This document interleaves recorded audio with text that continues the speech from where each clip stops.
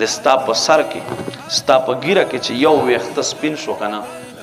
ته به ډېر په ده باندې رنګونه ولګیا تورولو کوشش به کوې کلونو راسې خدای به دوباره تور نه کړي داسې انسانه د تا وخت دی چې تا نه تیر شي هغه وخت بیا سړي ته نه راځي. امام ابن سیری رحمت الله علیه ته یو سړی راغی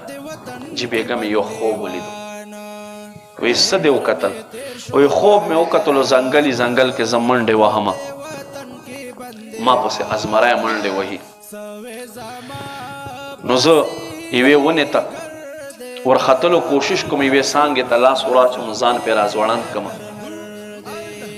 خو هلته ماته یو بل مصیبت راپېښ شي وی څه مصیبت وی دا مصیبت چې وګورم ښکته یو غار وي په غار کې دوه ماران وي او زمری هم راته ولاړ دی او کومه ونه چې ما د کومې ونې څانګه چې ما نیولې وي هغه هلته دوه منګکان راشي یو سپین وي او یو تور وي او د هغې په خوړلو باندې شروع شي. خو ای ابن سیری رحمت الله علیه یو بل کار را سره وشي وی څنګه وی په دې کمې څانګې باندې چې ما لاس نیولي دلته رخواته ده شاتو د ګبین یوه چته وي زه په هغې کې مشغول شمه او بس ما ور سوچ نه وي چې په دې کې دا منګکان چې دي زما هغه څانګه ما تر کټ کې زه پرېوځمه اول مې زمری ونیسي او بیا هغې نه بعد دې غار ته لړه شمه د دې خوب څه تعبیر دی څه معنی دی وی د دې خوب تعبیر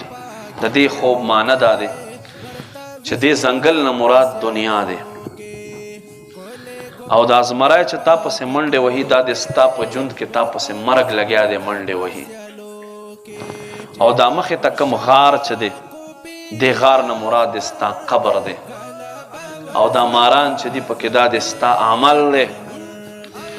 او دا کمه ونه چې دی دا د ستا ژوند دی ژوند او دا کم